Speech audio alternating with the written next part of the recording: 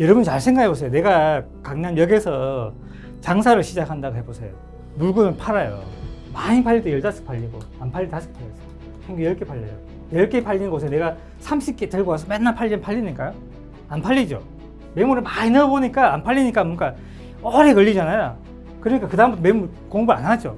그게 계속해서 반복되다 보니까 그게 시장에 굳어져 있는 거예요. 그렇게 딱 구조적으로 만들어져 있습니다. 그 구조를 정책이나 공급을 통해서 구조를 바꾸게 되면 가격이 바뀌게 됩니다.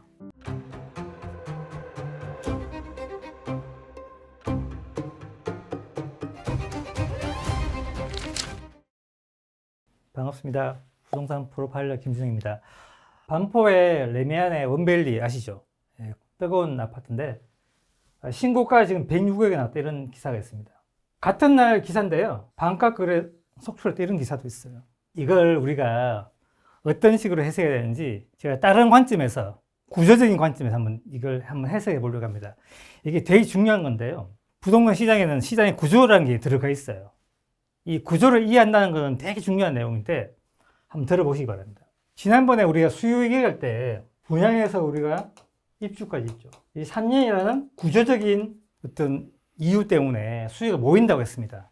이 모여가지고 수요가 움직여요. 이런 구조를 만들어 놨습니다. 근데 우리 주택시장이 지금 1기 신도시부터 한 90년부터죠. 지금 2025년이니까 35년 됐고요.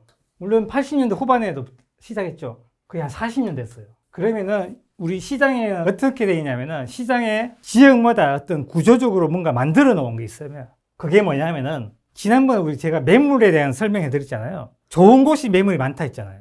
좋은 곳이 매물이 많고 좋은 곳이 거래가 많다 이렇게 했죠. 우리 강남같이 좋은 곳이잖아요. 많은 분들이 여기 좋다는 거 다 알고 있어요. 부동산 하지 않는 분도 알고 있어요. 여기에는 매물이 많아요. 거래도 많고요. 근데 많은 분들 매물이 많으면 하라는데 이렇게 얘기하잖아요. 원래 많아요. 원래 많은 거 그게 구조예요. 그런 구조를 만들어 놓은 거예요.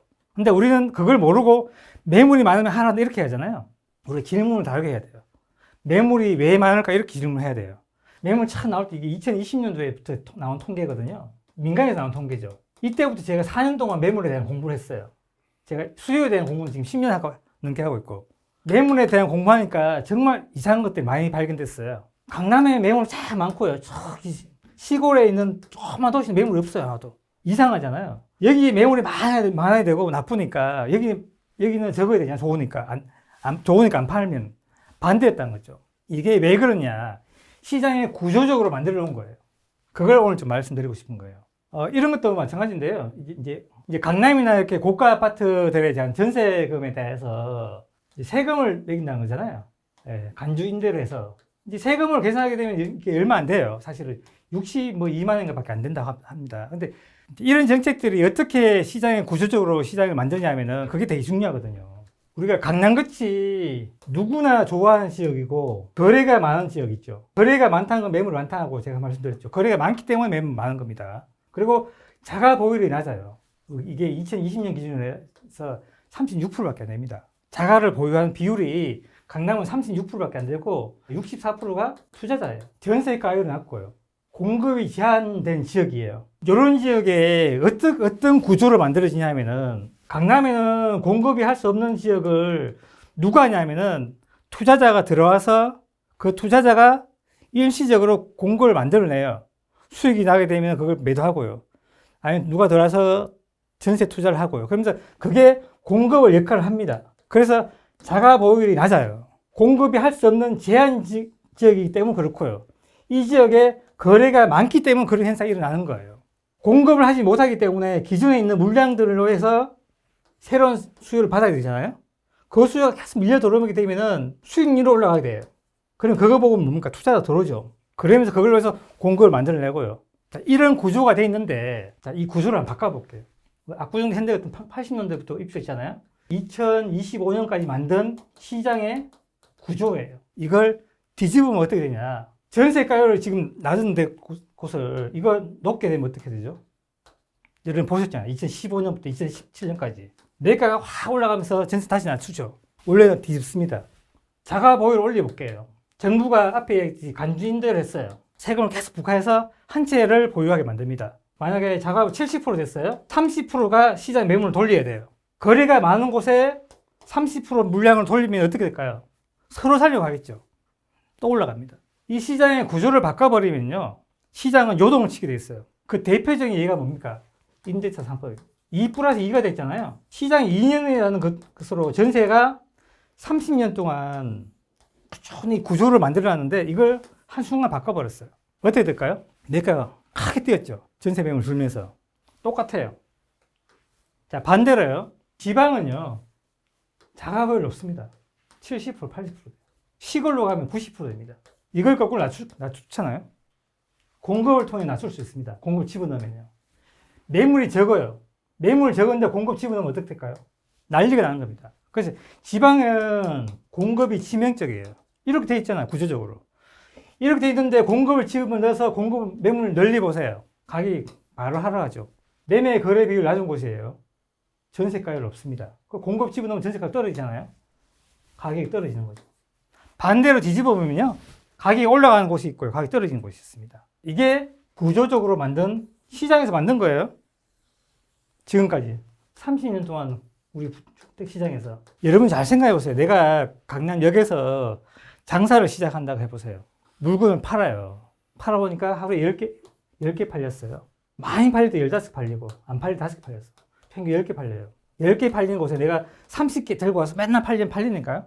안 팔리죠. 시장 아는 거예요. 그래서 이 지방에 안 팔리는 거 알기 때문에 매물이 적다고요. 매물을 많이 넣어보니까 안 팔리니까 뭔가 오래 걸리잖아요. 그러니까 그다음부터 매물 공부 안 하죠. 그게 계속해서 반복되다 보니까 그게 시장에 굳어져 있는 거예요. 그렇게 딱 구조적으로 만들어져 있습니다. 그 구조를 깨게 되면 뭐합니까? 가격이 요동치게 돼 있다고요. 하락하든지 상승하든지. 전세 가율이 올라가면 매매 올라가면 이렇게 얘기되고 구조를 바꾼다 이렇게 얘기하셔야 돼요. 제가 오늘 구조에 대해서 이야기했잖아요. 이런 구조가 있는 곳에 정책이나 공급을 통해서 구조를 바꾸게 되면 가격이 바뀌게 된다. 근데 지금 집을 우리가 여러 채를 소유하지 못하고 한 채만 소유하게 이런 정책을 하는 거잖아요. 두 가지 우리 관점이 보셔야 되는데요. 부동산을 어떤 건 가격이라고 얘기하고요. 어떤 건 자산이라고 얘기해요. 우리 강남을 보통 안전한 자산 이렇게 얘기하잖아요. 거래가 될 때는 자산 이렇게 얘기합니다. 근데 잘 보세요. 이 가격이라는 거는 거래해서 나온 게 가격이에요. 교환하면서 나온 겁니다. 우리 당근에 가서 거래하잖아요. 그럼 당근해서 우리 당근하자 그러잖아요. 그 거래거든요. 자산은 뭡니까? 보유예요. 네 자산 얼마 보유하고 이렇게 얘기하잖아요. 근데 거래가 활발한 곳에 여러분들 거래 못하게 하잖아요. 여러분께. 그게 대표적인 게 뭐냐면 금하고 비트코인이에요. 비트코인은 보유하는 거예요. 지금 강남을 여러분들 자꾸 투자 못하게 하잖아요. 한 개만 보유를 해서 뭐 한다고요? 자산으로 만들려 한다고요. 그러니까 102억이 되는 거예요. 거래가. 강남은 상위 지역이 있나요? 더 상위 지역이 없잖아요. 물론 강남에서 뭐 압구정동과 개포하고는 차이 나긴 나죠. 만약에 압구정동에서 더 상위 지역이 있나요? 없어요. 근데 뭔 줄 아세요? 그 상위 지역이? 신축. 원밸리가 지금 100하고 뭐 60억 거래되는 거는 신축이 됩니다. 강남의 상위 지역은 신축이에요. 그래서 106대고 60대고 50대고 이런 거예요. 거기에다가 뭐 하죠? 한 채만 가지고 하죠. 한 채. 프라이스가 아니고 소유라고 자꾸 소유하라거든요. 정부에서요. 자산이라는 것으로 지금 바꾸고 있다고. 정부가. 그래서 계속 고가에 거래되는 거예요. 근데 지방에 어디 되죠? 지방에 내가 좋은 자산 가지고 있다 이렇게 얘기 잘 못한다고요. 지방에는 거래가 잘 되는 물건 갖고 있어야 되는 거예요. 시골에 가서 엄청난 좋은 집을 지어놓고 얘가 엄청난 좋은 자산 이렇게 할 수 없다고요. 그 거래 안 되면 안 되거든요. 그래서 이게 다른 거예요. 자꾸 정책하고 세금하고 이런 정책을 하게 되면 일로 간다고요. 보유의 개념으로. 자가 보유율 70%를 보세요. 아무도 안 팔고, 그죠? 강남 한 채만 들고 있는데 안 팔죠. 아니, 갈 데가 없잖아요. 강남 말고. 더 상위지가 없으니까. 신축이 들어야 옮긴다고요. 안 비워지니까 이런 식으로 하게 돼 있다고. 그래서 정부의 정책이, 그냥 시장에서 놔두면요. 시장은 알아서 사고 팔면서 구조적으로 만들어요. 지금 정부가 그걸 깨고 있습니다. 한 채 보유하라고. 그래서 이렇게 102억이 나오고 하는 거예요.